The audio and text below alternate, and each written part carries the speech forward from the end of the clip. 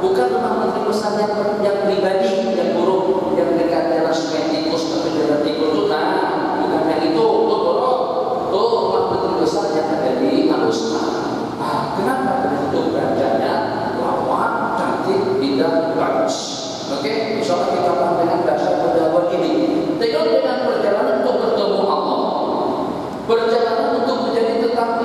sholat dan juga untuk menerima wahyu, untuk menerima perintah sembahyang yang lima waktu. Dari mana Nabi kita diberangkatkan? Mungkin saja daripada Saniyatul Wada.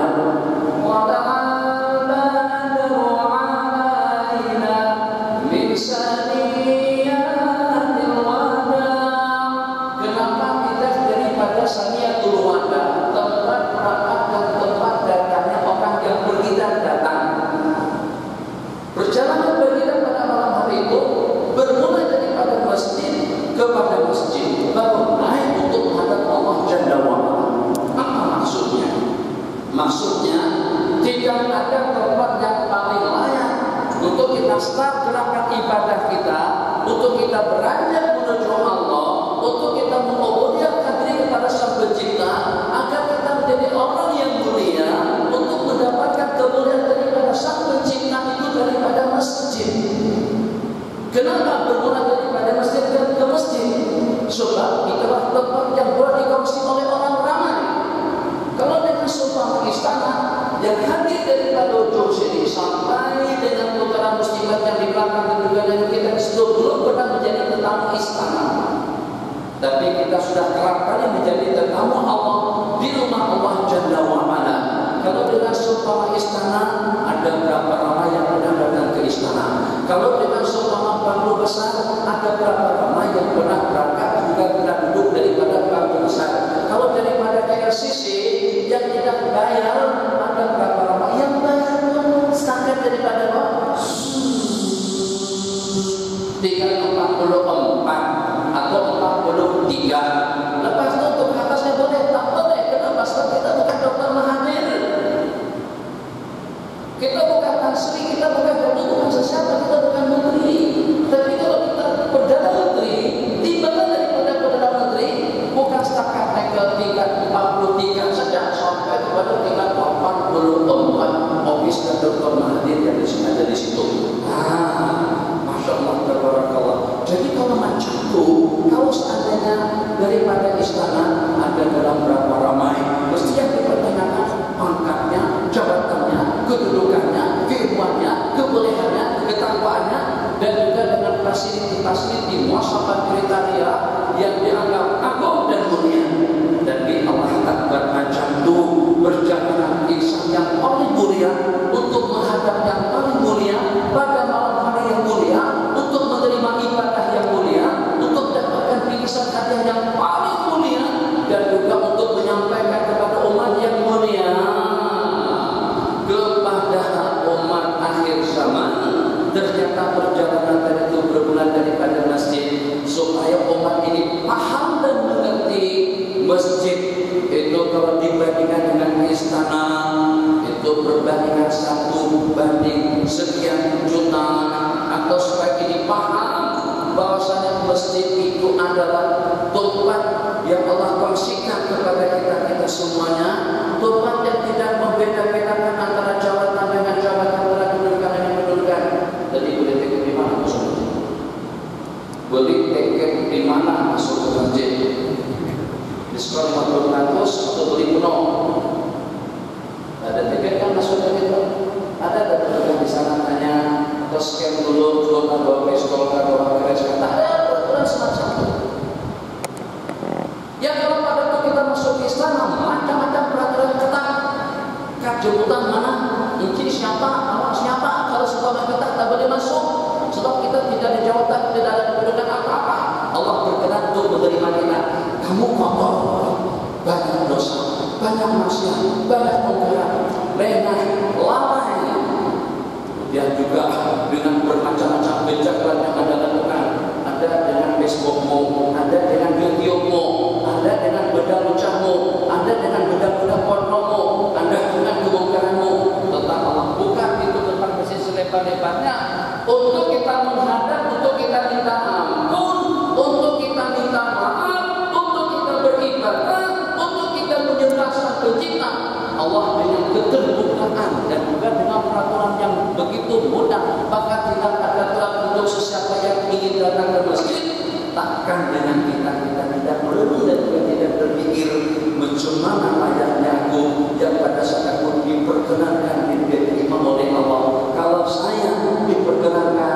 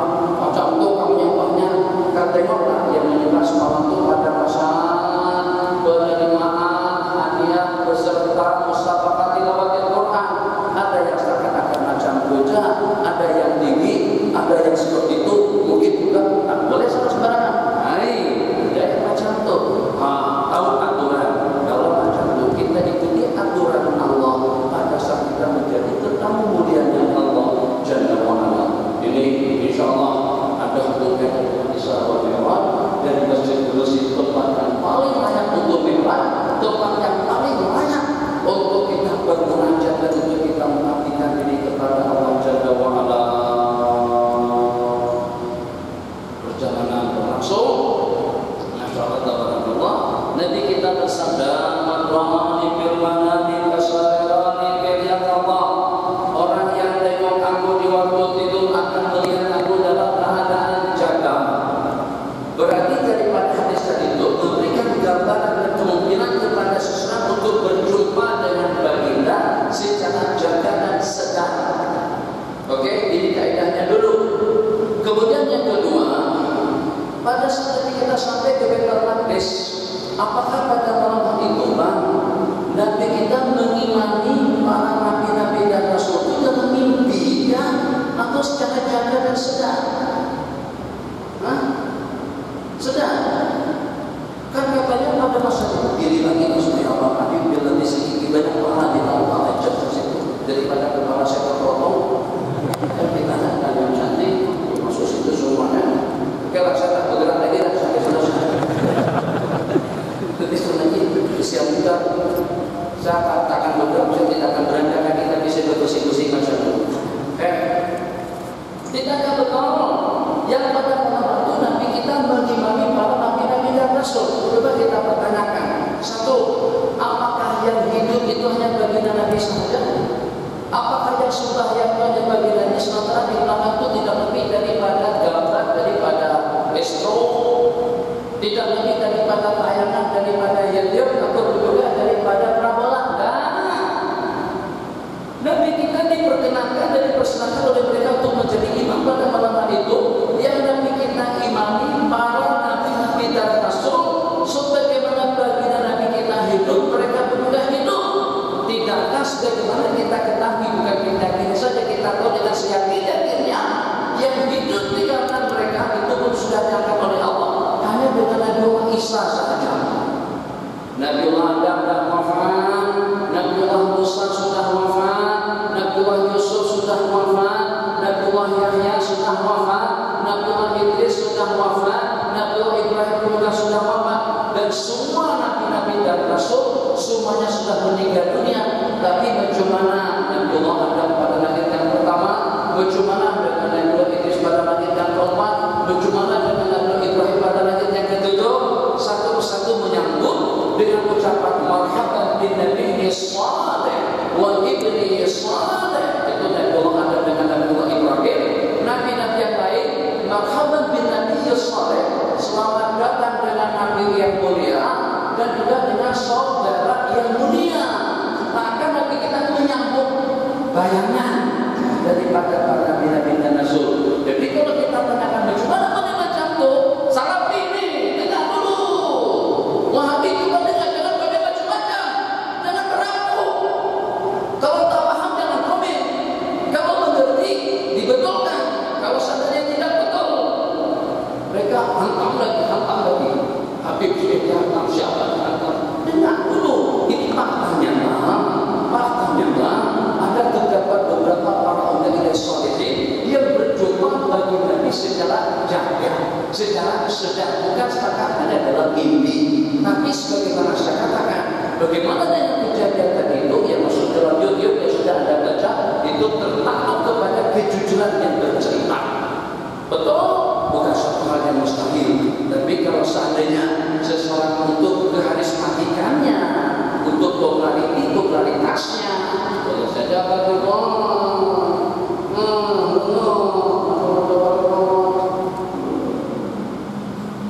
duduk tanpa saya sekali jauh.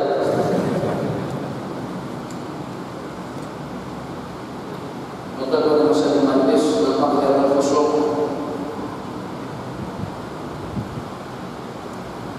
Sambil angkat kepala, stop.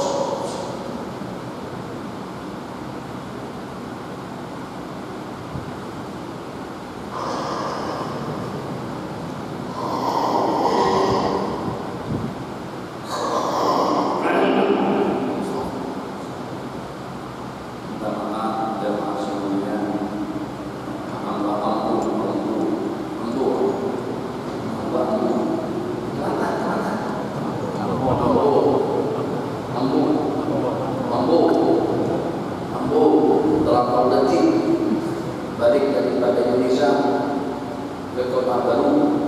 program subuh di Kebakrian siang hari atau sholat duhanya di Masjid Muhammadi mampu balik daripada Indonesia Mangganu sampai Kota Baru pada pukul 3 pada pukul 3 pagi.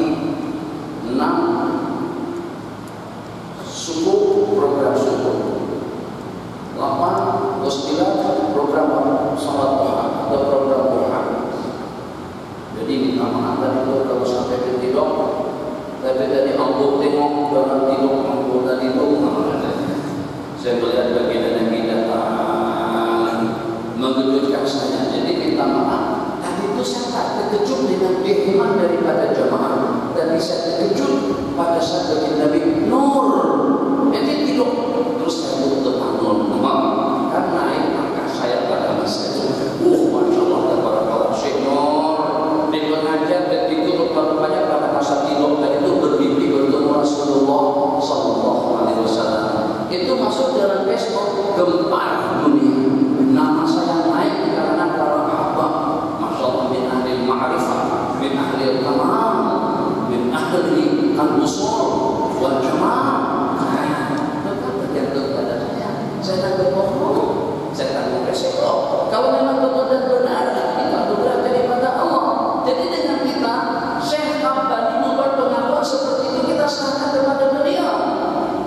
Betul atau tidaknya Allah yang Maha tahu, tapi hakikat yang diceritakan itu mungkinkah dengan kita bertemu dengan orang yang sudah mati, atau kita bercoba dengan baginda secara sedar. Tidak ada yang mustahil. Jadi kalau lebih kurangnya coba bagi jawaban bagaimana Nabi kita boleh bertemu dengan para nabi-nabi dan rasul, sedangkan para nabi-nabi dan rasul itu telah wafat, telah meninggal dunia semuanya kecuali Nabiullah Isa alaihissalam. Kalau kita tanyakan kepada Salafi itu, kata Salafi itu kan mukjizat, itu kan rahmat. Nah, Nabi juga dengan jawaban yang sama, itu juga suatu karamah, satu anugerah yang Allah berikan kepada orang-orang saleh. Mungkin saja Allahumma sholli ala Muhammad bukan sekali dua, 50.000 kali, ada yang sampai 10.000 kali, ada dengan sesanya sudah tidak ada hitungan. Mulutnya keluar dari senantiasa dengan salawat, senantiasa waktunya dengan Sayyidina Rasulullah Sallallahu Alaihi Wasallam. Jadi dalam satu keterangan mimpi bertemu Nabi, nanti kita nak kecup mulut yang senantiasa bersalawat kepada baginda tadi itu, tapi tak tegama, gimana itu? Tak tegama.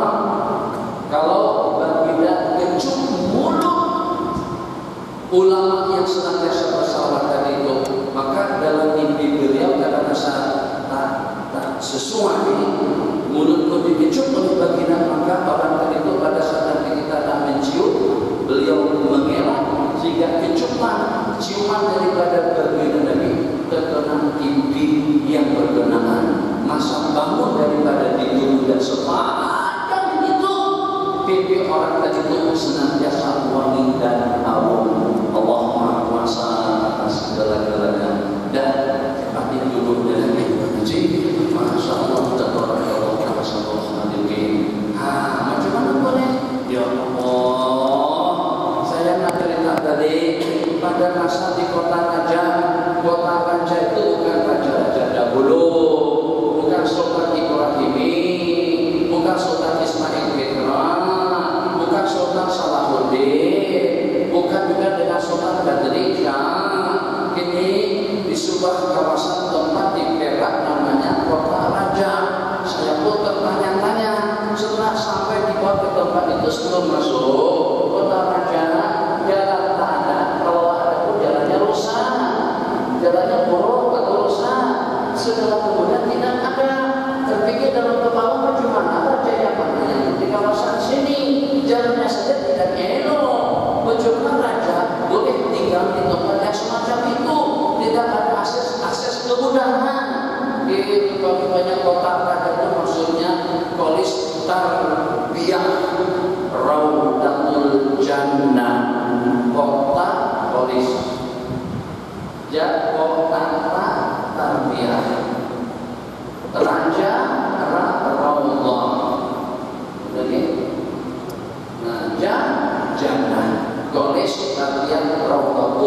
jannah. Masa saya ke masjid subuh salat berjamaah dan juga ada kuliah subuh nanti yang kesifat juga adalah Facebook tentang cerita perempuan yang ada cancer atau gara-gara apa saya tidak pasti, yang katanya kemarin Bang Sanusi cerita tentang itu kan. Nah saya sampai sudah lewat di kawasan situ. Jadi cerita terakhir daripada wanita tadi itu sebelum wafat sebelum meninggal dunia, mulut beliau basah dengan air dalam 4 jam sebelum meninggal.